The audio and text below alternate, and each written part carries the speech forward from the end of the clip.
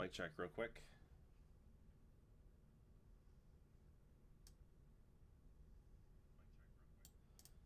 Okay, sweet. We're live. Welcome back, everybody. Got some stuff to talk about here tonight. Rockies franchise, probably, maybe, depending on how long that this live reaction is going to go here tonight. Will maybe get pushed to the weekend. I'm not quite sure yet, but I did have a couple things to get off my chest here tonight with the franchise premiere that just took place this afternoon. And we're going to listen in. Obviously, a lot of you have probably already watched the franchise premiere. So I'm not really going to play it and then react to what they're saying. I just want to talk about some things that I noticed inside of the premiere. So without further ado, let's just go ahead and dive right in. First things first, obviously we've got the new trade hub, and I think this is obviously a really good addition, something that we've needed for quite a long time. is just to be able to have obviously more trade slots. You can now get up to 4 trade slots for your players. You can do 4-for-4 trades. I am probably not going to be doing 4-for-4 trades. Probably more like 4-for-1, 4-for-2 type deal for my franchise stuff. But the sentiment is cool. The rumors piece is cool. There's a lot of really cool things that they've done into trading. But the biggest beef that I have is just, it's the trade logic. I go back to it yet again. It's just the trade logic, and they tout it every single year, but it just seems like it's not getting better. It's not getting better. Let's see what you guys are saying here. Taterhead says, at least they're trying, not like Madden. Yep, that's very true. Lots of people look very mad that they Shy Sox fan says, yo. I mean, I agree with you, Tater. At least they're trying. And I love that about SDS. At least they show that they're trying. They're trying to get the best product out there that they possibly can. It's not for lack of effort. It's just the execution, I feel like, is still a little missing there. Some of the trades that we saw kind of flying through in the live today, I thought was whoa, man, this is I feel like it's getting worse. I feel like the trading is getting worse, but it's it's so tough for me because I'm in a position where this is every franchise player's dream right here, is to have a rumor section, to have a trade block. We already have trade block, but the untouchables, the trade targets, who do you want to go after? The market sentiment, that's obviously a huge addition to franchise. But when we zoom on through, and even the bullpen games, the lineup logic obviously works. They showed examples of that. If I just roll through here, William Contreras in leadoff spot, I don't really think that that's ever happened. That's a little concerning. I think Yelich was leading off for the most part all year long. It was a Turang and Yelich 1-2 punch there, and even I think Jackson Churio, Frelick was up there too. I had Frelick in fantasy baseball, so I don't know, man.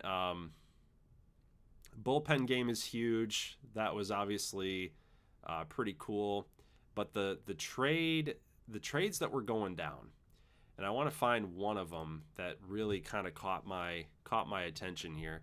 It was the amount of times the Orioles were trading. I think I counted 3 or 4 times that the Orioles were trading in the same season, and I think it was the month of May. We're in the month of June. Let me mute this for a second. This is not actually a bad move for Texas and the Orioles. That's honestly not a terrible trade, but we're in June, guys, and the Orioles have had 3 moves. That's not a bad trade. Adames for Lombard. Obviously, if the Giants are selling and the Yankees are buying, then that would make sense. But I mean, there's another trade, right? So the Orioles have already gotten a big trade from Texas. Now they got this trade from Tampa Bay. I think the Orioles pop up yet again with like a Bailey Ober trade for Samuel Basallo. There you go. There it is right there. Yeah, Bailey Ober for Samuel Basallo. Number one, Samuel Basallo signed a huge contract, long-term deal with the Orioles. Obviously, Adley Rutschman's had some issues, especially like the name of his game is hitting. He's a pretty good defensive catcher, okay, but his name of his game is hitting, and he hasn't really done that. He's been hurt. And Basallo's the next up-and-coming guy, so maybe if Baltimore's making a push for the postseason, I get it, but it's Bailey Ober, man. He's 30 years old. Like, you're going to trade a really awesome prospect in Samuel Basallo for a 30-year-old starting pitcher with 2 years of control? Like, I don't know, man. The logic is a little concerning. So let's see what you guys are saying here in the chat. Look at the White Sox. They traded the best players for nobodies. Zach says, what I've always wanted is like a historic stats page. I want to know who's won every World Series. I want a physical Hall of Fame that I can look at every player's bio. I mean, that would make sense, wouldn't it? It would be pretty sweet. Taterhead says, do you know last year's Baltimore team? They traded so much and they claimed so many waivers that could have made a movie. Yeah, Baltimore, dude, they just, I don't know. They got a lot of people got hurt. Jordan Westberg had some battles, had some struggles all year. Rutschman was out for a little while. He had like that shoulder thing. He had like a hernia. Like, I had Adley on my fantasy team. I know full well the struggles of the Orioles. You had Grayson Rodriguez get hurt for a little while. Like, they were dead, man. They were dead. But like, that's not a bad trade. Bader for Marsh, like, that's not a bad deal. Mullins for Waldschmidt, like, I mean, you could make an argument there for that type of deal. The 1-for-1s. Logan Henderson for Willie Castro. I'm not gonna rip anything for that. Like, that's not a bad trade. Austin Hayes, Fetty to the Mets for Christian Scott and Marco Vargas. I'd have to look more into those types of players, but, you know, that's not a bad deal either. Tigers get Suarez and Pagan and Hampson and Caleb Ferguson for Max Clark, Hyu Lee, Jace Young, and Briseño. I mean, that's a lot. And by the way, Briseño having a C potential is criminal. Okay, as a Tigers fan myself, Briseño with a C potential is criminal. Like, he is on the rise. Like, he should at least be a B. I think that would make sense. Max Clark probably should be an A with the type of juice that he's got. Hyu Lee, that's fine as a C. Jace Young is a B. That's okay too. That's a lot. Like, that's a very heavy package to go get Suarez on a 1-year deal. I don't know. Like, I feel like, well, I guess you're getting Pagan and Garrett Hampson and you're getting all this, but I don't know. If the Reds offered me that as a Tigers guy myself, I'd probably say no. I mean, I can't give up Clark, Young, Briseño, and Hyu Lee for all that. It just doesn't make any sense. Zach says, not a fan of the Tigers, but I'm not giving up Clark for any of those bros. Yeah, exactly. Like, I mean, I said it in a couple of my tweets about franchise. Like, there's so much nuance inside of trades. There's a lot of nuance in trades. It's very dependent on situation. It's dependent on who's running the ship. What's the organizational strategy? You got players who want out that might not be making their voices heard externally, right? It might be an internal battle going on where players want out. Players want to get traded. They want to move. I mean, you can't tell me those discussions aren't happening in real life inside the locker room, inside, like, between your owner and your GM and your coach and all that stuff, right? So there's stuff like that happens in real life that just never gets to see the light of day. But you try to take into account all of those things. But when you're trying to simulate a real life Major League Baseball season, Like we're still, I mean, we're in July now, and the Orioles get another trade on the books. They get Drew Rasmussen, Gavin Lux, and Brian Baker. Then they give up Luis De Leon, Vance Honeycutt, and Dylan Beavers. Like Dylan Beavers, obviously the prize of that entire trade, but that's an interdivisional trade, which they had already talked about in the game, the 5-minute little reveal, the premiere, that races, playoff races, and rivalries were going to be a big factor in why trades are not going to happen, or why it would be harder for trades to happen. And we get another move with Tampa Bay and Baltimore. Like, like that's an AL East rivalry right there. Why are we trading with our interdivision rival? It doesn't happen that often. It doesn't happen that often. And I mean, we get another move like this. Like it bugs me, man. It bugs me. And I'm worried. And I'm worried for franchise this year if these are the types of trades that are going to happen. And like they touted, I'm just going to go here to open up a new tab, and we're gonna go look at. Actually, we're gonna do this. They're gonna do it that way. So we're gonna go find the 5-minute review here. There you go. So races and rivalry considerations. Okay. Then they tout the fact like the Yankees and Red Sox are not likely to trade with each other, and that's all golden. The other concern that I have is even in the examples that they gave. Like, where was that? Right here. Clevenger for Noel and Sam Huff. Okay, that's a good example. Like, I'm okay with that deal.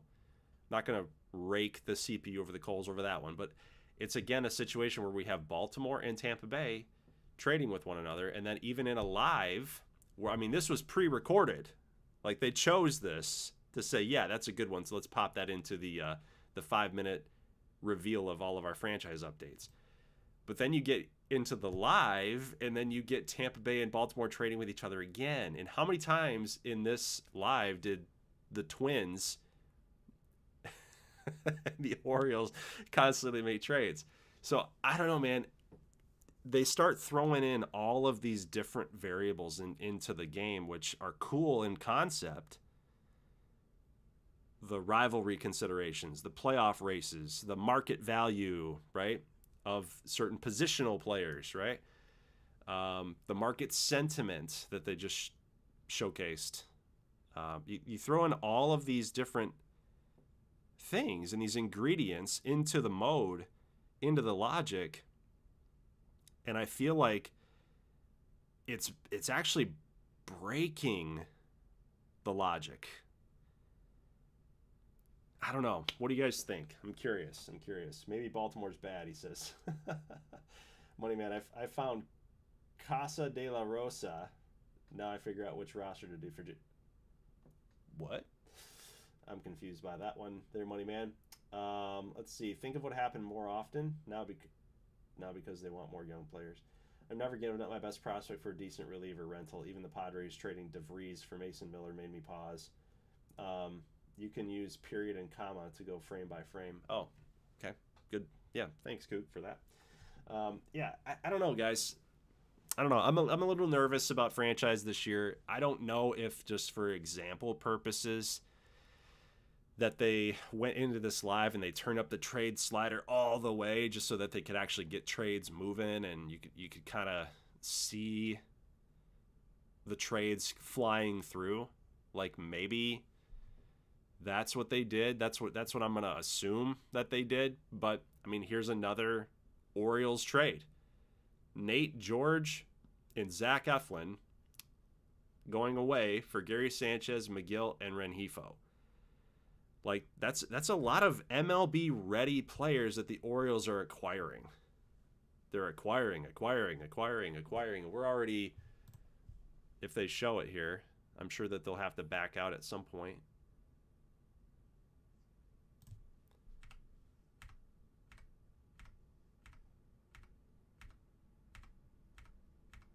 Come on, show us where we're at here. I'd love to see like where we're at. Yeah, so we're at the deadline. So these are all the big moves here at the deadline. But then again, you get another interdivisional trade. You get the A's and the Astros making moves. So Springs and McNeil are going to the Astros. Barlow, Wander Suero. I mean, on the surface, it's not a terrible trade, but it's just the fact that they touted the races and rivalry considerations, and yet we've already seen a couple interdivisional trades. So, let's see.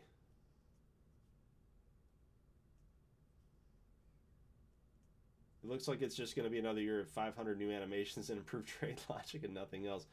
Zaxo Gaming, I think it will be fine. Also, you can always change trade tendencies.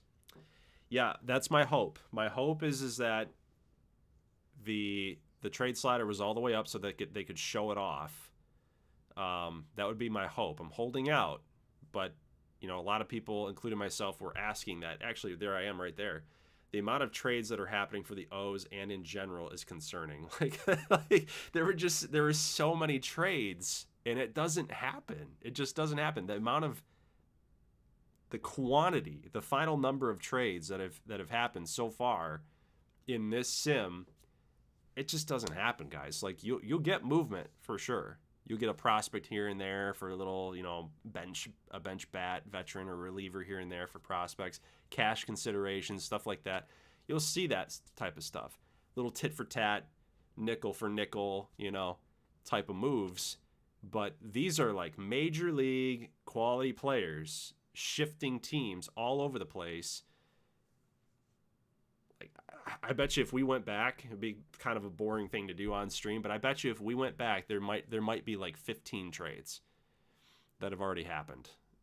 I mean, how many are here at the deadline? like at the deadline, I get it, you know, because this is the last day. You got to make your moves. You gotta.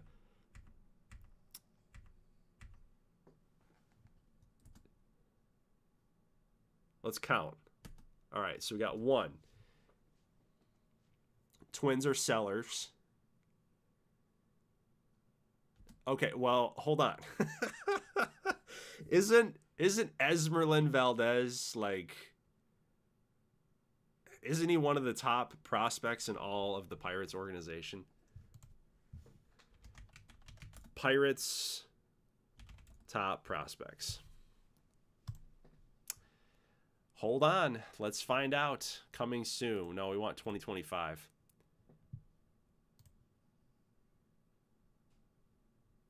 Okay, so he's the 16th rated prospect right now. 22 years old, mind you. 22 years old, okay? 22-year-old right fielder for the Pirates, and the Pirates want Victor Caratini. So I'm hoping that the Pirates were in a playoff chase if they're going to get rid of somebody like that. So that's 1 trade. You got 2.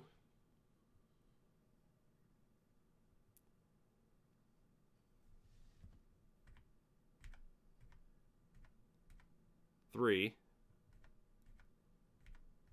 4, 5, 6, 7, 8. Okay, so 8 trades at the deadline. I'm good with that. I think that's fair. That's fine. Snail says, hi, Goldie. Bro, the Astros A's trade. How often do teams acquire 4 big league players in one trade? Exactly. At least there is trade because based on 2025 trade deadline, the Minnesota Twins are incredibly active, trading 10. In the week leading up to 2025 deadline, there were a total of 63 trades. In the week leading up to 2025 MLB trade deadline. And okay, so Tater, I feel like we're in a disagreement zone. I feel like we're in a disagreement zone. How many of those players were of major league caliber? I'll pivot it back to you then.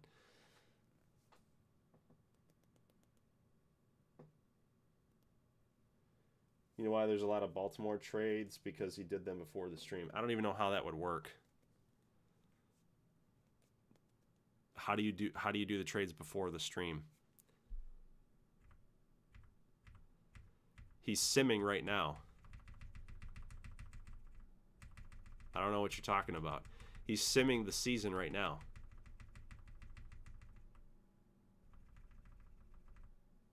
Like, he's Baltimore, but he's turned it on to auto. Like, he's not making the trades.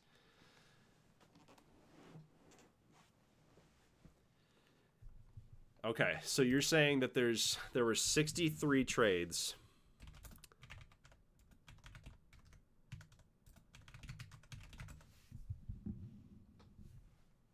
Transactions. We want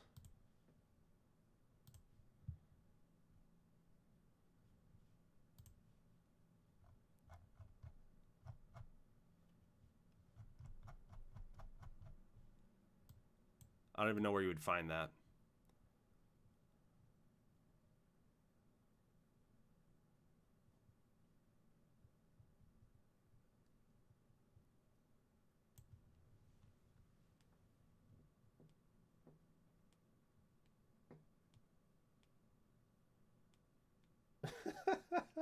Yeah, so Zach, yeah, exactly. If you were getting Samuel Basallo, you would definitely do that.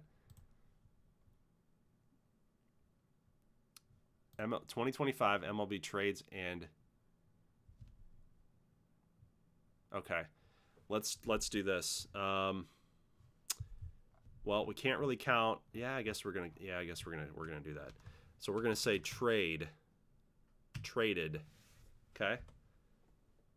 So we're not gonna count January. Okay. So okay, look at this, guys. Look at this. I don't know where Tater's getting his numbers, but the first sign of a trade was Ryan Presley in January, okay, to the Cubs for Juan Bello, okay, and then we're going to get all the way up until June. Jorge Alcala traded by the Twins to the Red Sox. Brian Van Bell traded by the Red Sox to the Reds for cash, okay. Then in July, Brian Baker, Cam Devaney, Clayton Beeter, and then at the deadline we get Duran, Van Bell again, Abel, Andujar, Bader, Bednar, Bergert, Bird, Taj Bradley, August, John Rooney traded, and then that's it. That's it. Those are the trades. So 17 trades in 2025. 17 trades in 2025. And I would bet you that we had about the same amount of trades, but they're all major league caliber players being moved around. Brian Van Bell is not major league caliber. Cam Devaney is not major league caliber.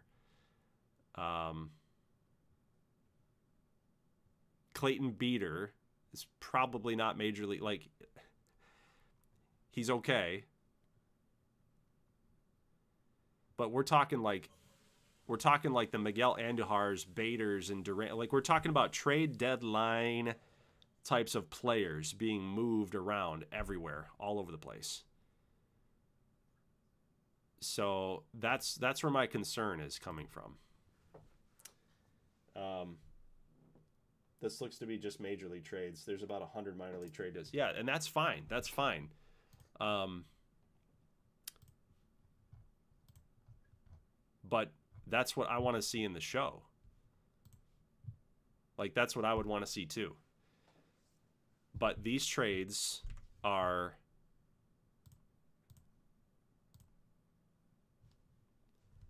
top 50 prospects, right? Getting moved around for aging vets. You're going to get another top prospect in Basallo for Ober.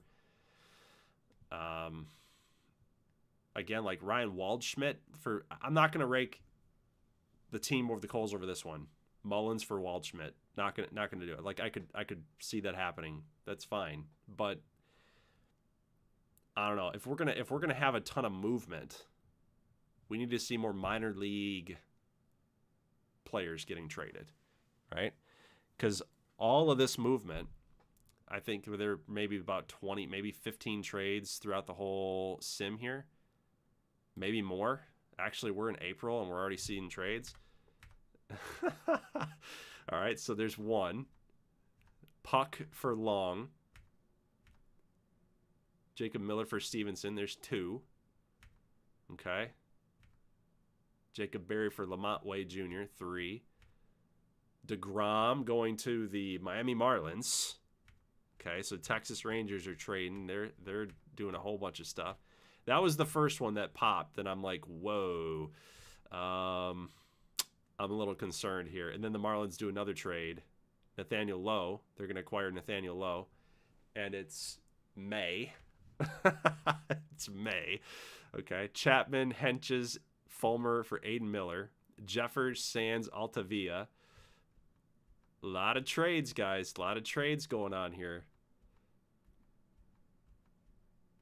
I mean, it makes sense, right? The Marlins are 4 games above 500. They're trying to shoot for it. But again, like, we're in June. Okay. So I counted like what, 5 trades already? And it's June. Like, we didn't get our first trade in 2025 until like from January to June. So again, my hope, and I hate to nitpick, but my hope is that they turn the slider all the way up to the right just to show the trade stuff off. That would be my one hope that I'm holding out on. But if they did do that, if they threw the trade slider all the way up, I would like to see more minor leaguers being moved. You know, those type of trades. Like if we're trying to emulate real life, that's the type of stuff that I'd want to see. Not just so much turnover and change and it's like the whole floodgates are open and like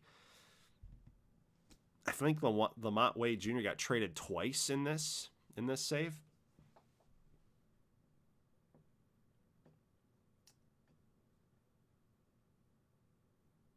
Yep. Zach says no chance I'm trading Sands and Jeffers for those bums. Cook says June increases to about 5. July is when it ramps up immensely. Yep, exactly. Tater says, now I'm okay with trades because at least that happens, not like Madden, but there's a whole trade block that never gets used. Well, in football, though, football doesn't, you don't have a lot of trades in football. Mostly in the off season is when you get most of your trades. You get a few trades, very few in season, more towards the deadline.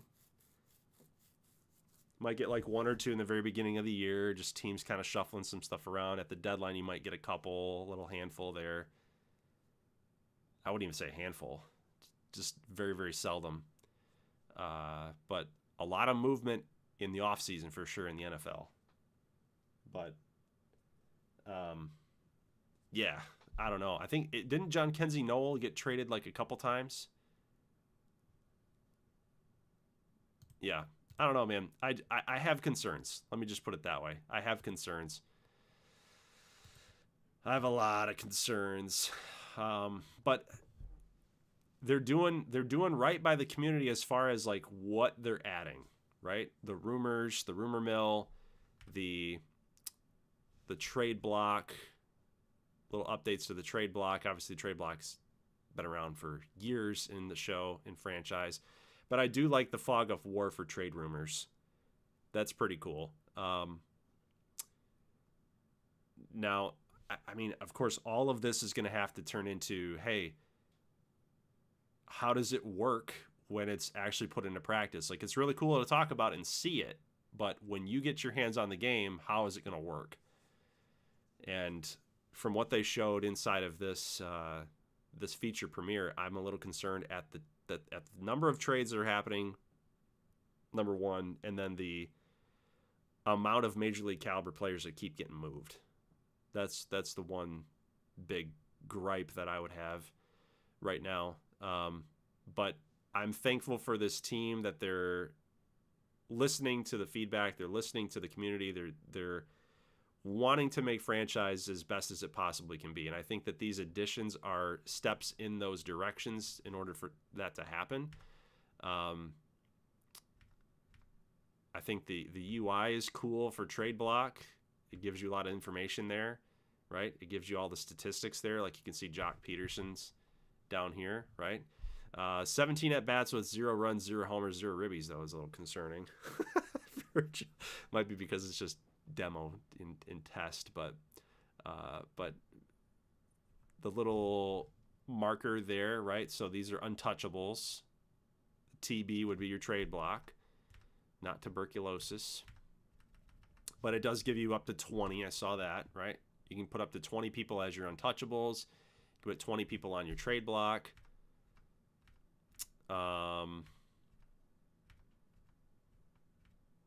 Identify positions to prioritize via trades. That's cool. I do like the new stuff rating. So they said it's a combination of your K per 9 and all your per 9s. So that no more walks per 9. BB per 9. No more walks per 9. So that's pretty cool.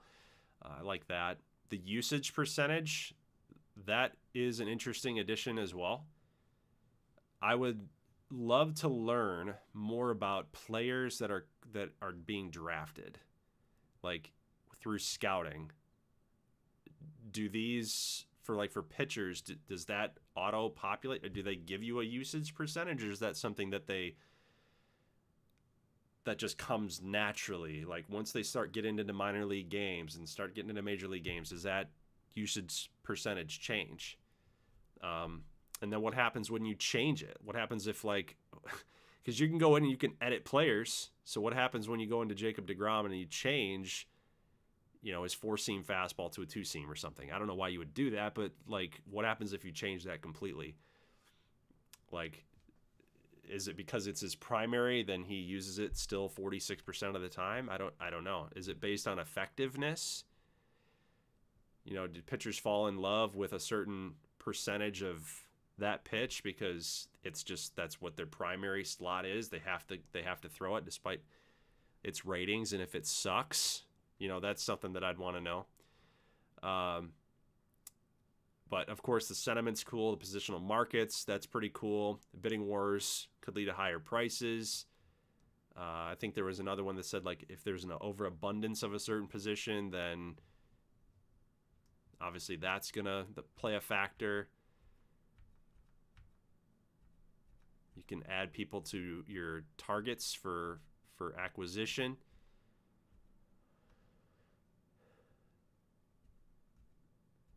I think it's in a good spot based on what they're trying to do with it. What they're trying to do, they have a vision in place, and that's really good. That's a very good thing. At least we can see what the vision is. That's a positive move. But like I said, the execution still needs to land, and as a community, we're still waiting on that. The things that they touted here inside of the 5-minute preview, where revamped player evaluations, they didn't really talk too much about that on the premiere. Season standings affect strategies. I would have loved to see that a little bit more inside of the premiere. I know that the Marlins, we saw them trying to buy. They were 34 and 40, 34 and 30. They were 4 games above. They were in the wild card hunt. They were acquiring guys like DeGrom and Nathaniel Lowe, right? They're trying to shoot for it. They're trying to go for it. So I think they kind of hit on that a little bit, which I was excited about. But I would have liked to see more of these examples just to see how true that it is. But they showed you this example here. Sloan, a top 50.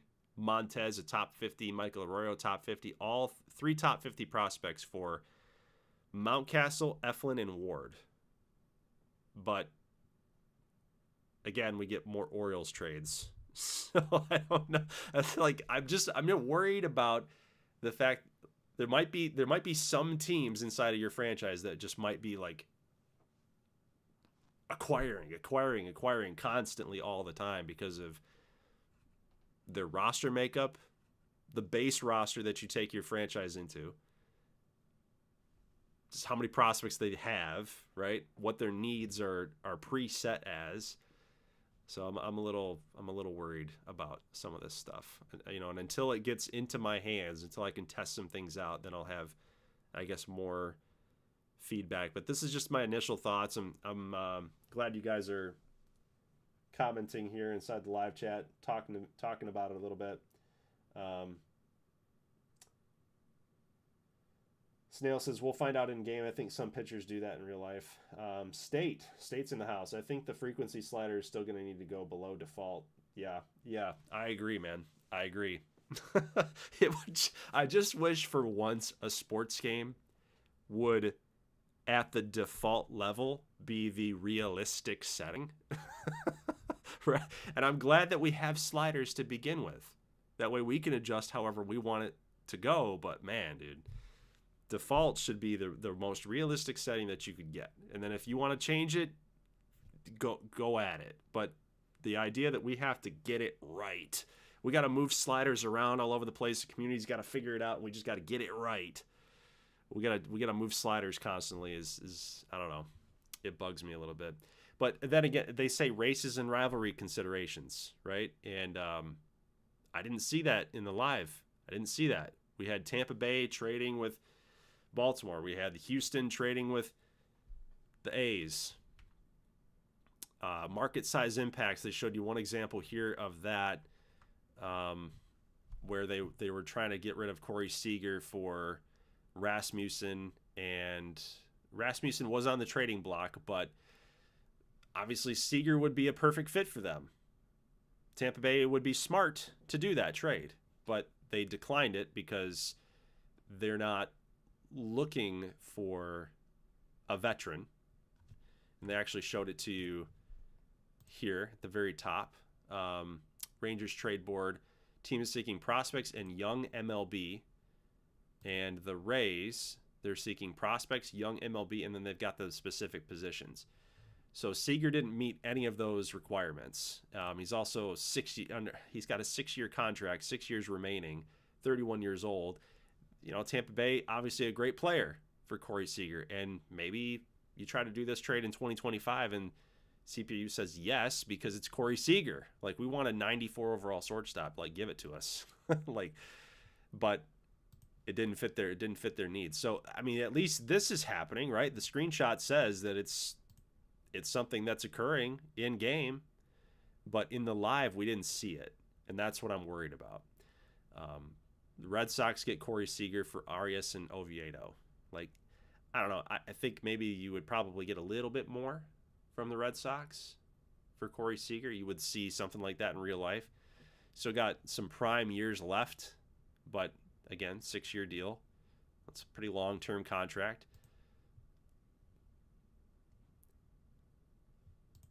Position scarcity impacts the value. Mets get Logan Webb for Jonah Tong, Ewing, Barrow, who's injured. That's an interesting Easter egg there, so you can trade injured players now. I think you might have been able to do that in 25, actually. Ryan Clifford, C potential. A lot of C potentials in there for Logan Webb, but Jonah Tong is a top 50 prospect, so I guess that's considered. Market sentiment, we already talked about that a little bit. Abundance could lead to trade bargains. A lot more shortstops in the market, which means you can kind of have your pick of the litter, which, again, good for bargains. Bidding wars could lead to higher prices because there's a lack of third baseman, or there's a lot of teams that want third baseman, but there's very few. So that makes sense. And then, of course, the 4 trade slots there. Oh, this I really like, actually. So this is a big positive for me, are the delays. The delays in shopping of offers, which creates drama. So this is kind of like the last chance effort, push in free agency in the offseason. So when the White Sox come to you and they say, we want this, give us this package for this. This is what we want, and you don't respond, they'll come back, or they'll say, here's the trade that's withdrawn, right? They'll withdraw their offer because you're kind of just making them wait. You're just sitting on it, which is actually pretty cool. Adds for a little immersion there. It also serves as like a reminder that, hey, remember these guys' names here: Caleb Bonemer and Noah Schultz. Like, you didn't go after those players. You didn't go after them. You didn't want them, and maybe they get moved somewhere else. This very package, they might get moved somewhere else. They might get traded within your own division. You'll have to see them every now and then, right? Creates for some more storylines. This was also pretty cool. Brady Singer's mentioned as being part of a possible package of the Astros. So you got a little rumor there. Again, it acts just like the offseason where you get those rumors, those now or never situations. A little fog of war happening there. Maybe you kind of want to block your rival from going to go get those guys. You got the rumors, of course, that we talked about that. So everything that they showed in the 5-minute trailer, right? It looked good. Like some of those examples, like I said, that those were solid. But when it happened live, I don't know what happened. Everything kind of fell apart when it went live. So that's my major concern, that they just kind of pick the good stuff to show in that little premiere, and then when it went live, it was kind of out of their control. And they kind of just had to react on the spot, because I just don't see how you could see some of those trades and say, yeah, man, that makes a lot of sense. And I wish they would tell us. I wish they would have come out and told us in the premiere, like, hey, we turned the sliders all the way up just for examples. That would ease my worry right now. But we didn't get that. So what is fog of war? Fog of war. So basically, Zach, what that means, it's used all over the place. It's not just for MLB The Show, but it's a phrase to say, there's just things that you don't know, right? Like, and I kind of wish that they had that with player overall, where you think a player is this, you think this player's an 85 overall, and you think he's A potential, but the Orioles might think that he's like an 80 C potential. Like, they don't value him that much. So the fog of war allows for like a little, it's more like perception, right? You might value that player more than what the other team does. So you just don't, the left hand doesn't know what the right hand's doing. That's fog of war. So it happens a lot in the NHL games where, your scouts will scout a player and then they think he's an A potential player, and he's actually a C. Real life, he's actually a C. So if you had better scouts, like it would reveal that, but your scouts stunk at their job and they think he's better than he is. So that's fog of war.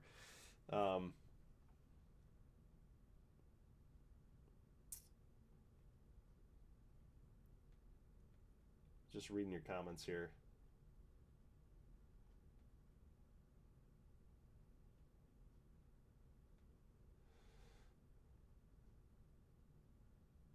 Okay, so just kind of back and forth. Oh, I agree with you, Tater, that it's just that at the end of the day, it is a video game. That's for sure. But you just wish that video game that you're spending a lot of money on, you're just wishing that. Here's my thing. MLB The Show, they tout themselves as a realistic baseball sim. And when you make that claim, you kind of have to hold yourself to that standard.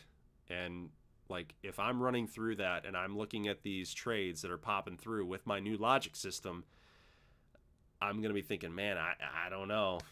Like, yeah, cool. Does it create a little bit of like, WTF moments, like, head explosion moments, like, whoa, what? The Orioles are Yes, it creates a little bit of that, a little dopamine hits here now and then, but I don't know. Like, I'm a realistic sim guy, and I want trades to make sense, and I want transactions to make sense. I want that world that I'm in to be as realistic as it can. I want to test myself. That's really what it is. I want to be able to play this game. I want to test myself to see, if I can build a franchise in a grindy, realistic manner. And if the CPU's doing weird stuff, it kind of takes me out of it. It takes me out of that immersion. It takes me out of that experience. That's all.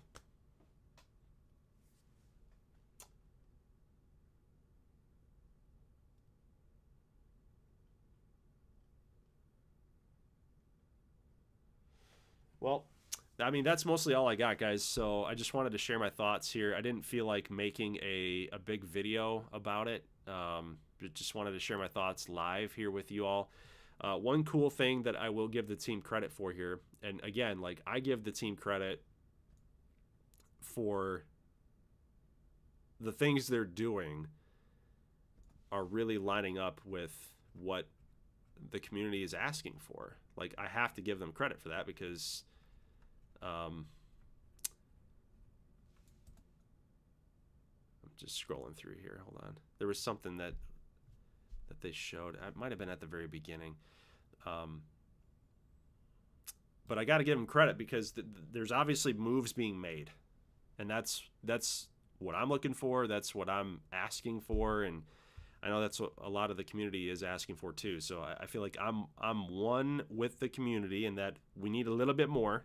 We need a little bit more. It's the execution. I think that's where we're at right now. The ideas are great. The implementation is great. I'm glad that we have these things. Like, don't miss what I'm saying. If anybody else is watching this and gonna commentate on it, but don't miss what I'm saying here.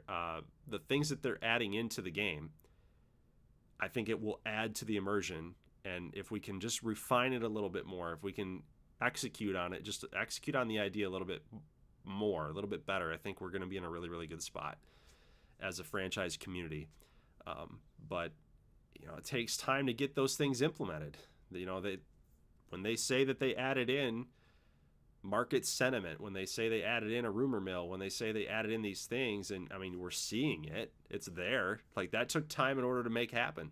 It just didn't just happen, right? But there's some things about it that I'm a little worried about, at least for right now. But we'll see when the game comes out. We'll see it when we get it into our hands, and yeah. So that's pretty much all that I got. Curious to know your guys' thoughts in the comment section. I know a lot of you here in the chat, we're already talking, conversing, but I'm anxious to hear what you guys think. Am I right? Am I full of it? Are you in disagreement with me, or like, where are we at here? I wanted to see this one little screenshot here. If they just went down just a little bit further, you know how you got to renew contracts? Like, you got to do tender contracts, you got to do arbitration, all that. That's actually further down. So if they had scrolled just a little bit down, I don't know exactly where it was, but they did show it here in the live, and I should have taken a screenshot. But if they come further down, so you can see like waiver transactions, trades, contracts, you can turn those things on to manual or auto. You've been able to do that for quite a while, but if they scroll just a little bit further down, there's a little yellow stamp or something that says new, and it'll say like renewable contracts and arbitration. Like, you can actually turn that on to auto as well. So I'm hoping that works as well. Like, if I turn that on, that the CPU is smart enough to know exactly who should be offered arbitration and who shouldn't. I guess, but if I want that full control, I should probably be doing it manually anyway. But really gets annoying to have to go through your entire organization to renew contracts or to tender contracts. Because if you don't, even if you turn it on to auto, the CPU doesn't do it, which means your whole minor league system is just gutted. It's just flushed. It's just gone. It just goes down the drain. But yeah, if they scroll down just a little bit further, it's there. Arbitrations and renewing contracts, those can be turned on to manual or auto. And I'm definitely going to be using that for sure. So I'm excited about that. They mentioned it at the very end. Gotcha. The very end. Where is it? Yeah. Shoot. I thought it was there, man. Anyway. See what you guys are saying here real quick. Tahoe, what's your dynasty record for 20? What's my Diamond Dynasty record? I don't play Diamond Dynasty, so I don't have a record. I'm franchise only, man. Franchise, a little road to the show. I might get into Diamond Dynasty this year. I'm not totally sure. But 75 and 50, yeah, 25 games above 500. Depends on what your rating is, you know. Who are you playing against? If you got 50 losses against some scrubs, you know, I'd be worried. At least they didn't pull a hockey and not change the thing. True. Tater, my guy. I'm not against you, okay? I know we disagreed with a little bit here in the stream, but I'm there. I'm right there with you guys, and I don't want that to get lost in the reaction here tonight. I'm glad that they are making steps to improving the mode and making it more immersive, and like it's not just talk, right? They're actually doing it. They're changing things. They're putting things into place inside of the mode. I mean, we all saw it. We're all looking at it. We're all reacting to it like it's there. So you got to give the team credit for that. But for me, it's just there's some things that need more refinement and execution. That's all. That's all it comes down to. It's just execution. You know, there's some trades that kind of still don't make sense a little bit. I worry about the bullpen game thing a little bit there. We saw some screenshots there. How teams are going to be utilizing this stuff. So it's like with any logic, you just wonder like what goes into the logic. That's all. And based on what we saw here in the live, it's a lot different than what we saw in the 5-minute trailer. So that's all. That's all I'm saying.